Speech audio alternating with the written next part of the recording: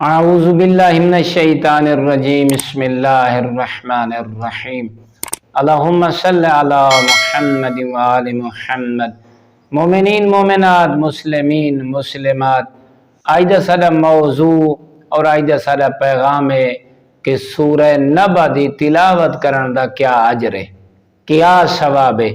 شیخ صدوق علیہ رحمہ نے امام جعفر صادق علیہ السلام کو لے روایت نقل فرمائیے کہ جڑا شخص اینیا کا خوش نصیب شخص اور مقدر دا سکندر شخص جڑا روزانہ لگاتار سورہ نبا دی تلاوت کرے سی، اجا سال ختم نہ ہو سی، اللہ اس سورہ دی پہلی برکت اور پہلا انعام اپنے بندے کو اے نصیب فرمے سی کہ او کو اللہ اپنے گھر دی زیارت نصیب فرمے سی، اے شرف نصیب فرمے سی جو حج بیت اللہ دا احرام بند کے مالک و خالق اللہ دی بارگاہ پہنچ ویسی۔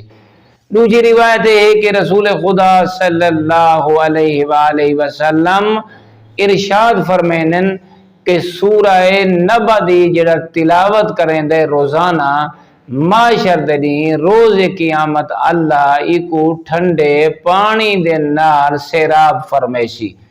اور این نبا عظیم تو مراد ولایت ہے۔ مولا حیدر قرار امیر المومنین علی ابن ابی طالب علیہ السلام ہی مرادن، کیونکہ مولا امیر علیہ السلام خود رسول خدا دی زبانی حضرت نوح علیہ السلام دی کشتی دی مانے دن، اور اللہ رب العزت نے مولا امیر علیہ السلام کو اپنا دروازہ رحمت قرار فرمائے۔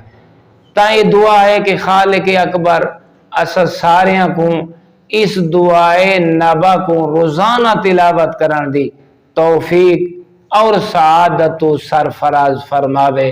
والحمدللہ رب العالمین۔